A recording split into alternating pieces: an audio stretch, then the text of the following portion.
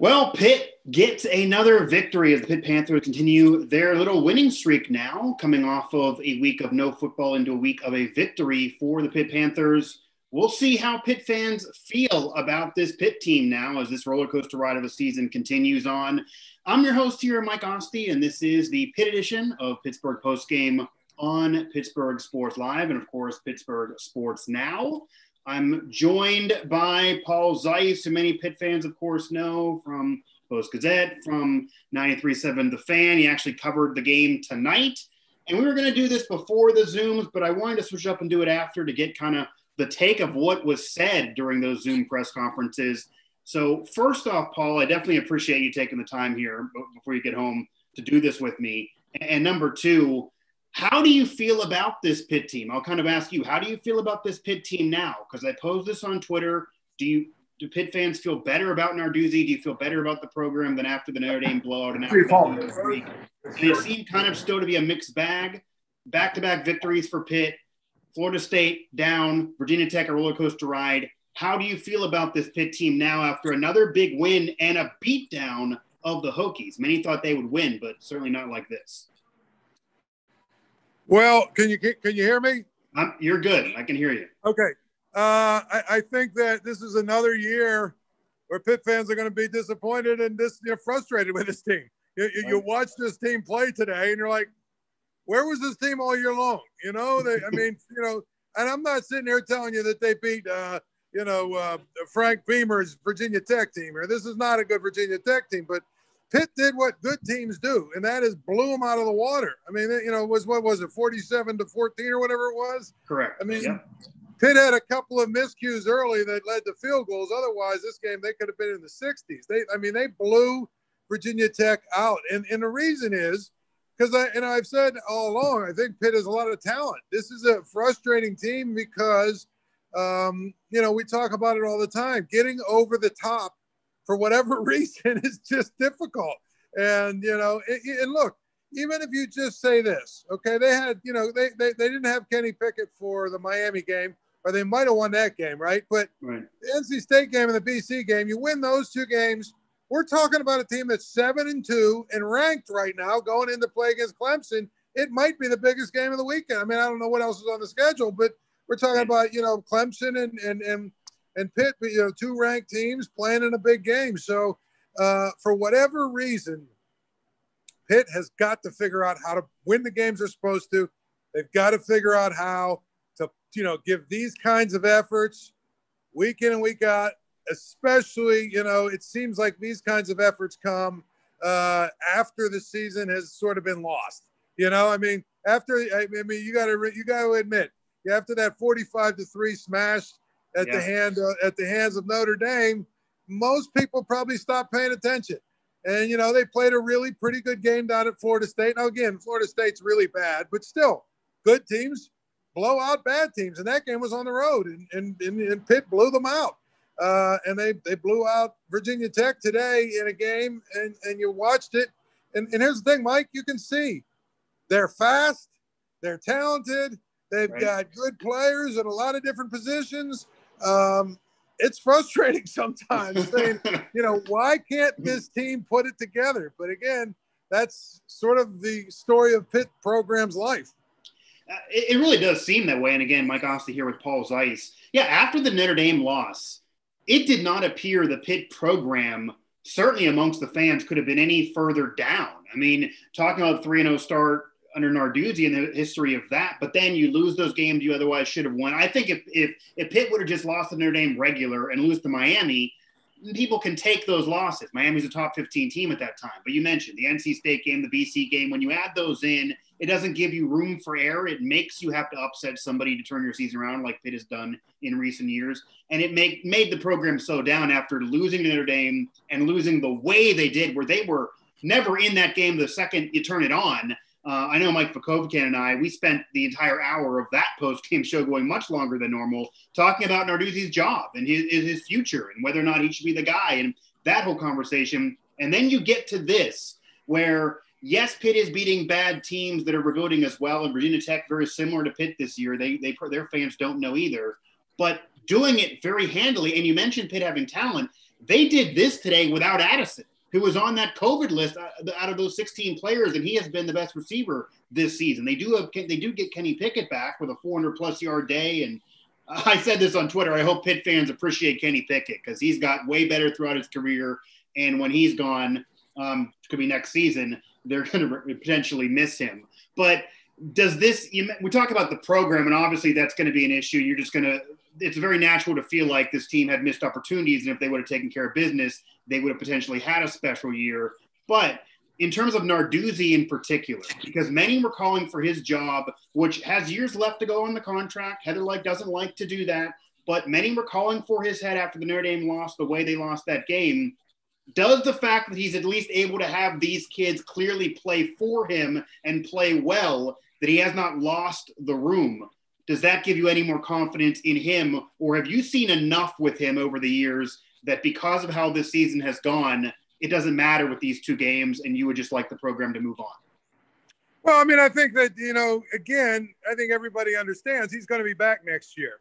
Right. But to me, they're let's face it, they're going to probably finish 6-5. I mean, I don't just, especially since Florida State pissed off Clemson today. That Clemson's just waiting for whoever's next on the schedule. And unfortunately, it's Pitt.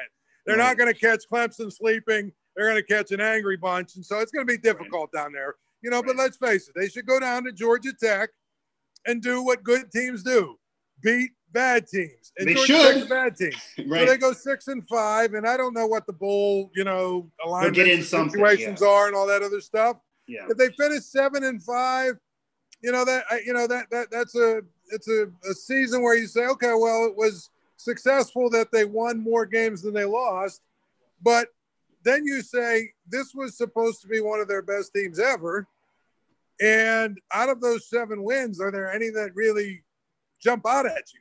Like that's, they basically would have lost every good team they played, plus some bad teams. So my point is then you have to worry about going into next year. You're losing Pickett.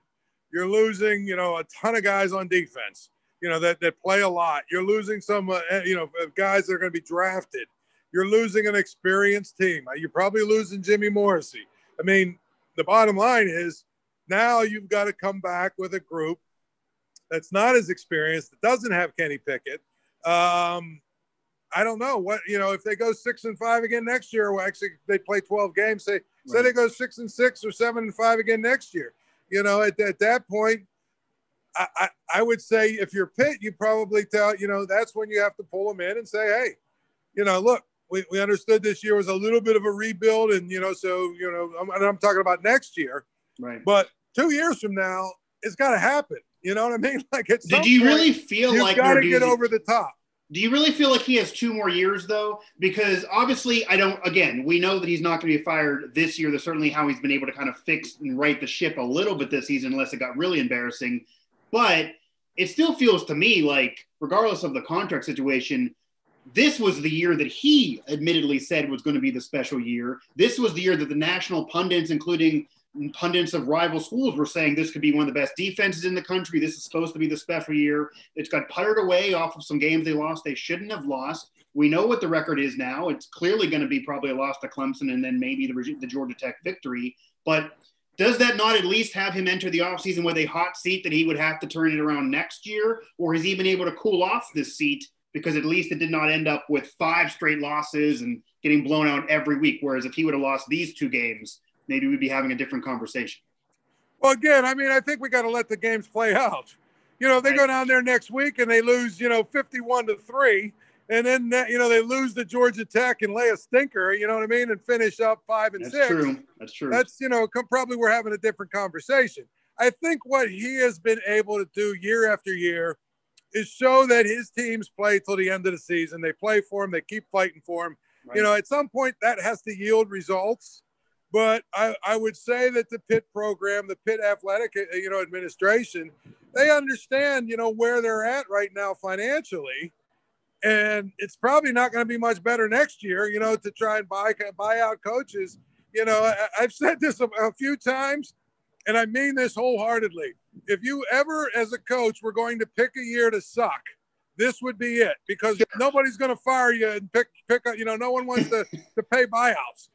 So, I mean, like, Right. We're talking, they're talking about that mess up at Happy Valley.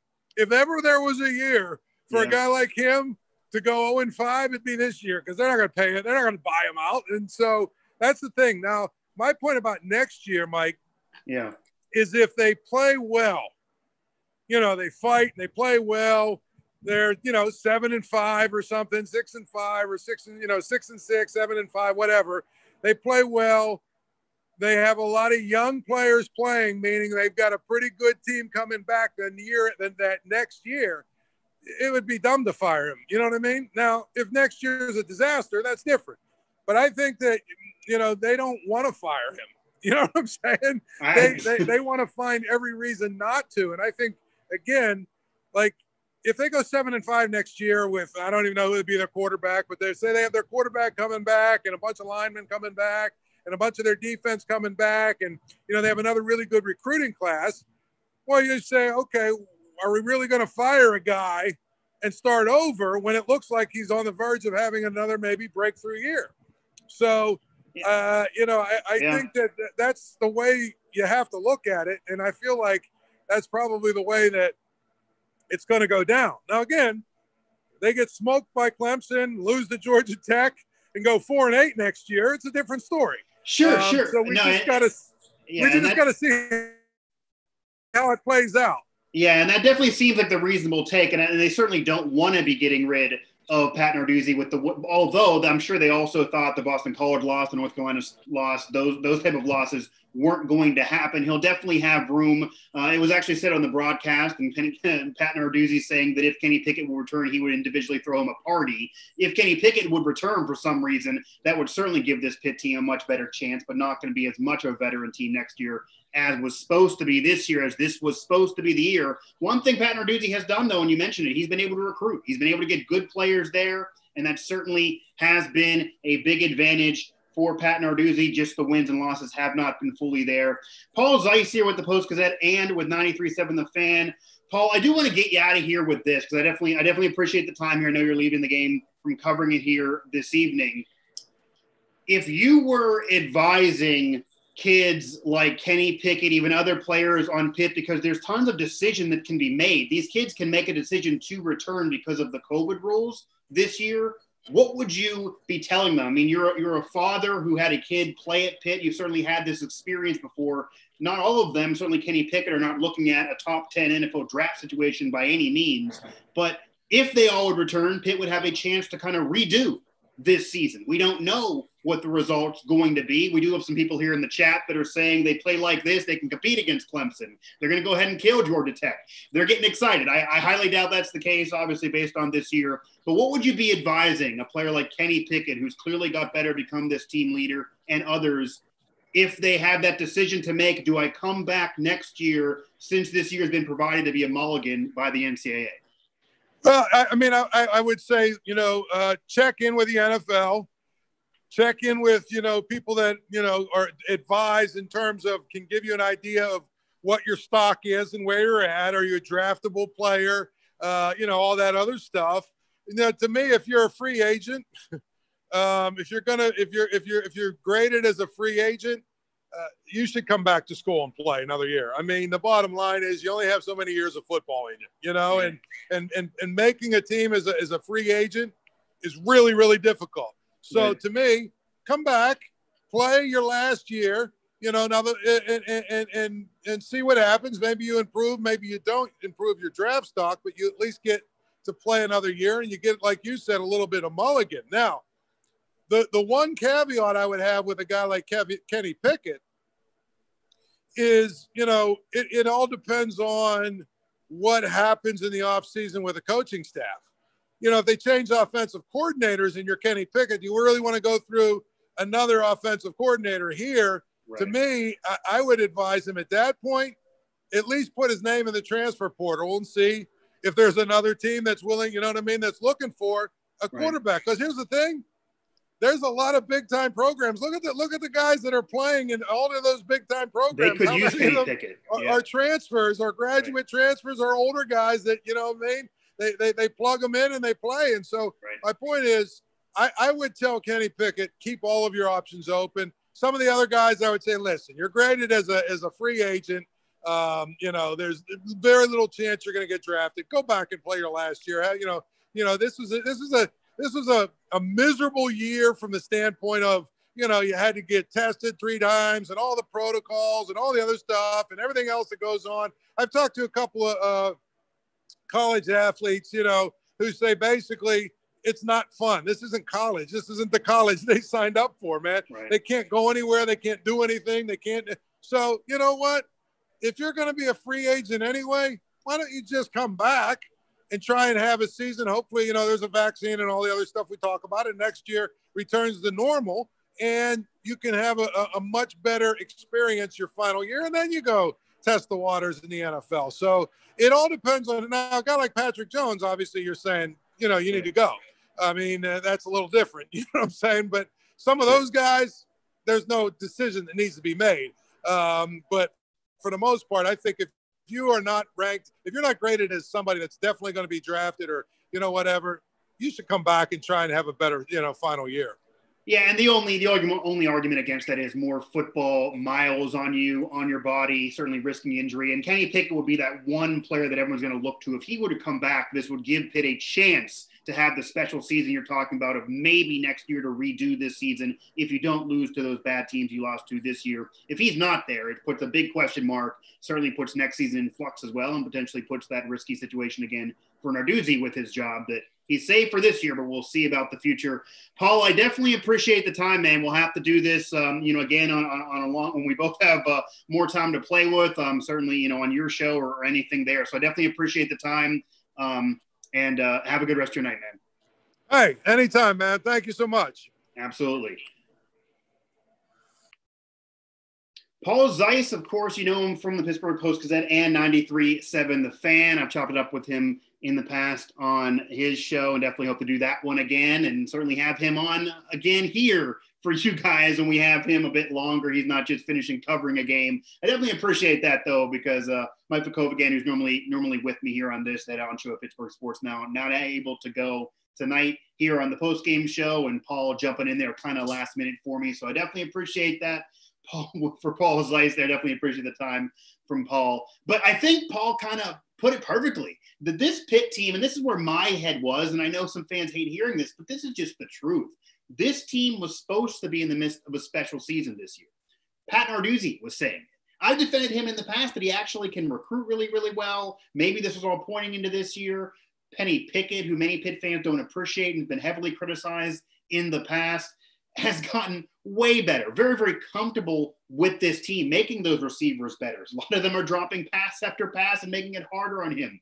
It appears Pitt fans don't appreciate maybe what they have with Kenny Pickett, who you see here today, 35, 52, 404 yards, 2 touchdowns, 1 pick, 141 plus quarterback rating. Kenny Pickett is not going to be Justin Fields. He's not going to be Trevor Lawrence. This guy's not going to win the Heisman, never was going to win the Heisman, not going to be in line even for the best quarterback in the conference.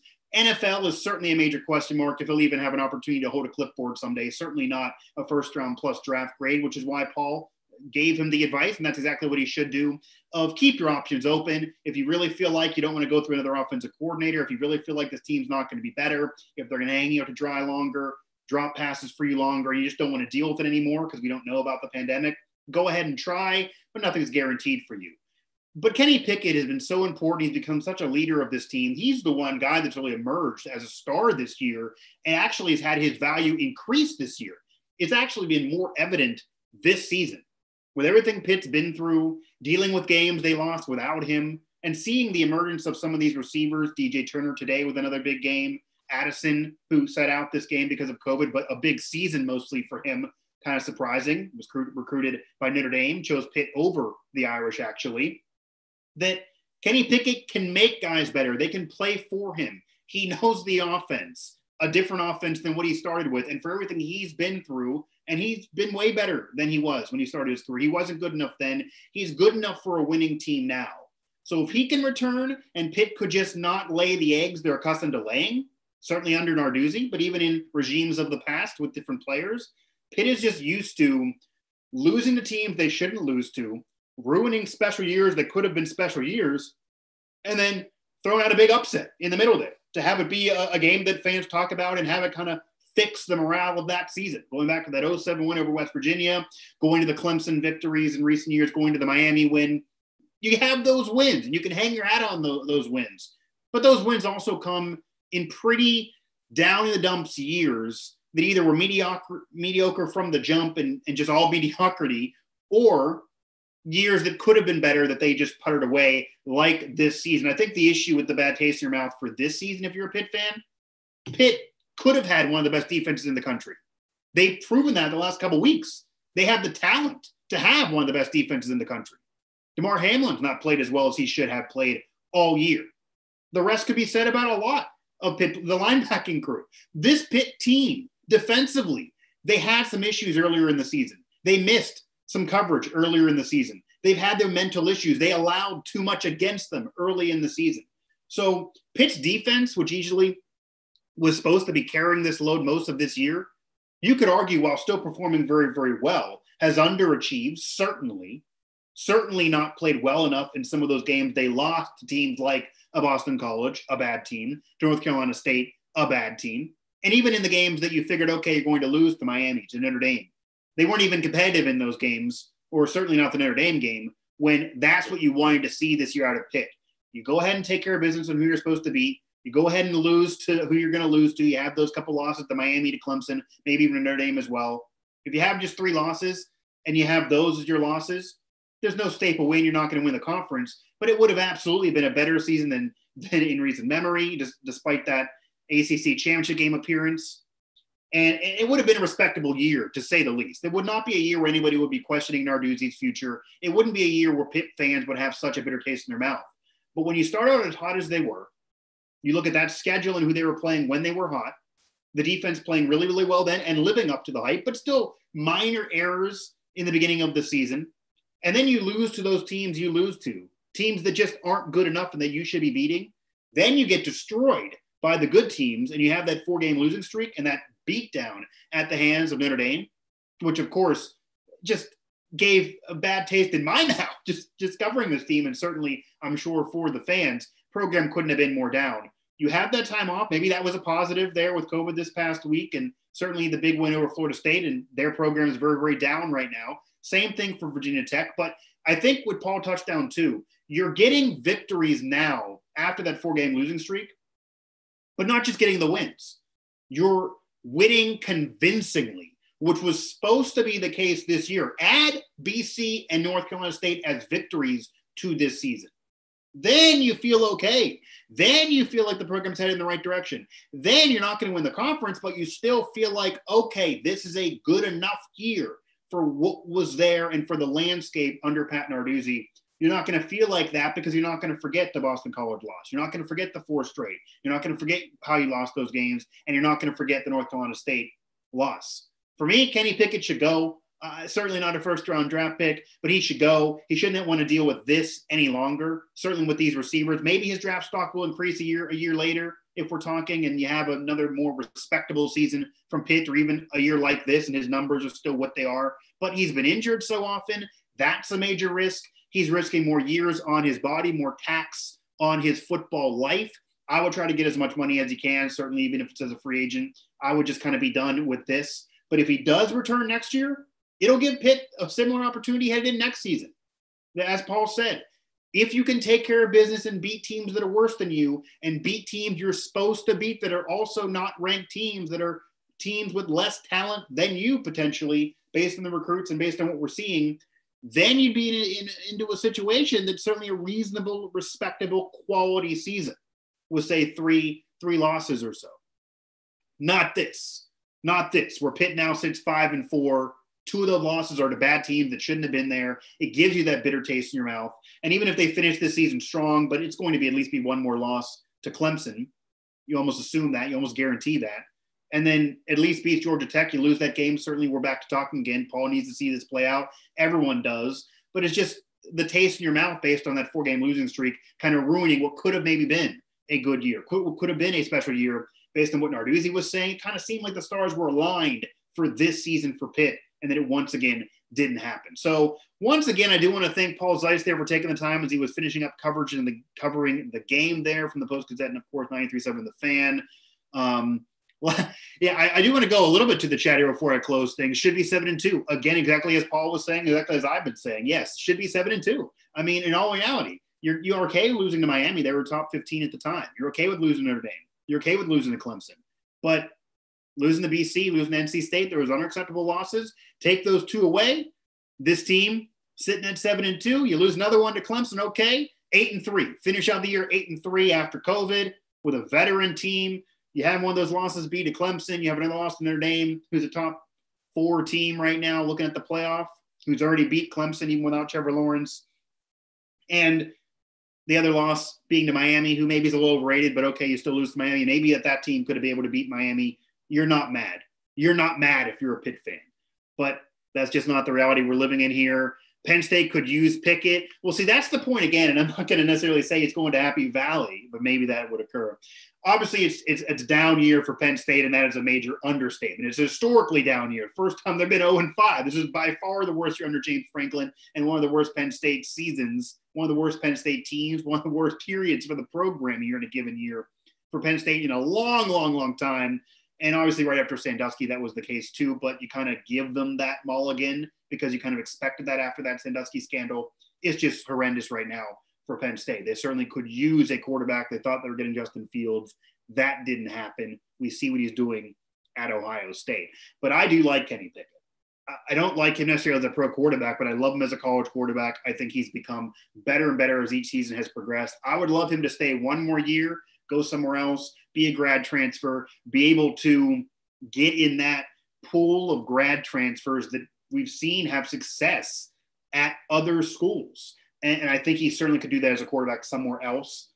I definitely think Kenny Pickett could have success in his college career if it's continued. Back at Pitt, too. Certainly Pitt would love to have him come back. So certainly because of the eligibility, you could have him return just off of the mulligan the NCAA is providing this year because of COVID.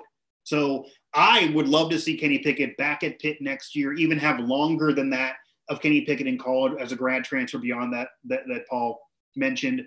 I would love to see that as almost a fan of Kenny Pickett with the way he plays and how much he loves being there, clearly a football gamer and a leader of this team and making these players better and overcoming the drop passes and the injuries and really the fans and the criticism he's dealt with most of his time at Pitt. So I would love to see Kenny Pickett back at Pitt next year. I honestly would. I'd love to see him in college football beyond that as a grad transfer and playing maybe somewhere else if that's what needs to happen to keep his college career going, because this is likely the peak of the mountaintop in his college football or college football life, certainly maybe even football life for him. So I think that's definitely a conversation he needs to have. It's going to be interesting what a lot of these players do with this mulligan this year because of COVID and able to come back next season. If they do, if most of them do, certainly non-NFL draft picks, if they come back for Pitt, it could give them an opportunity next year again that if you take care of business, as Paul mentioned, you can have at least a reasonable, quality expected good season.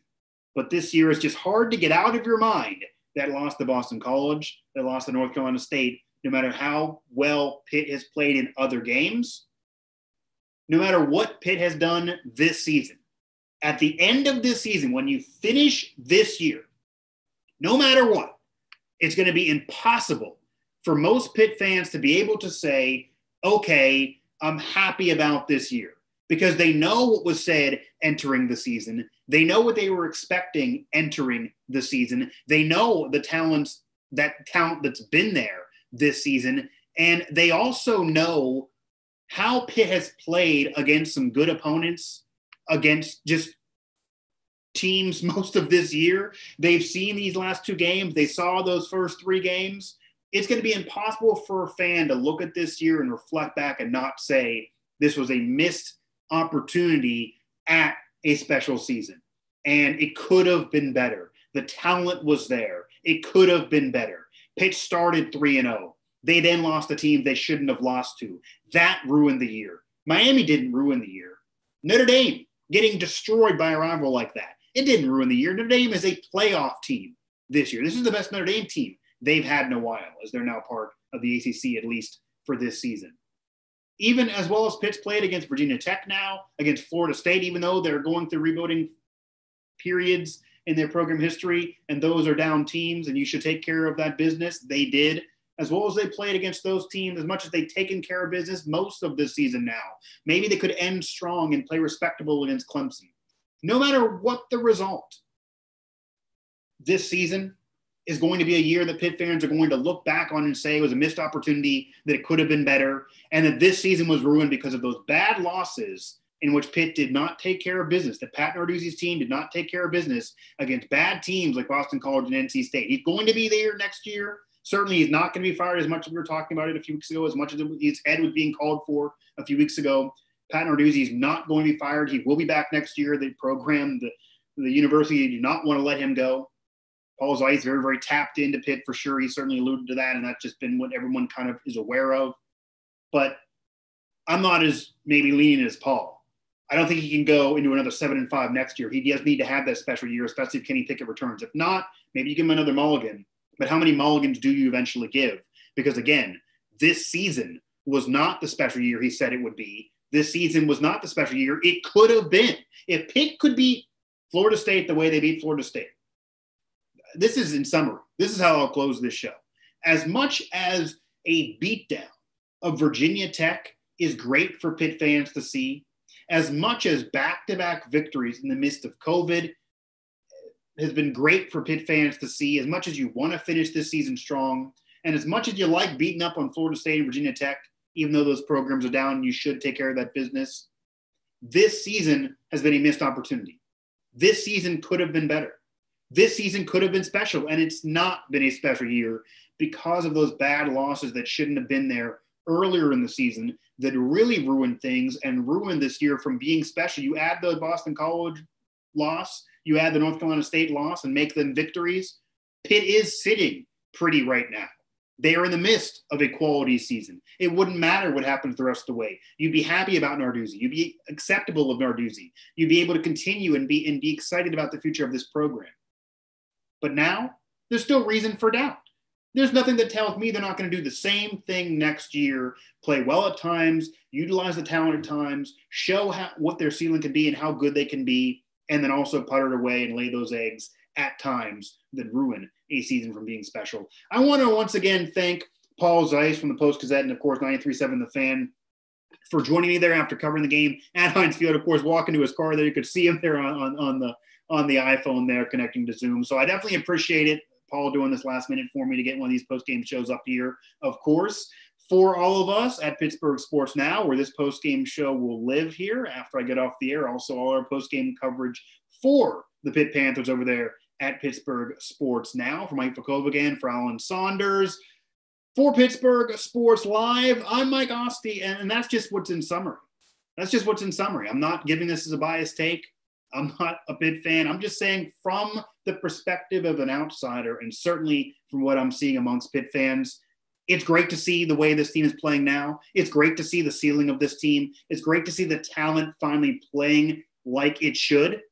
You want to have this season finish strong. You want this than what it was. Sure.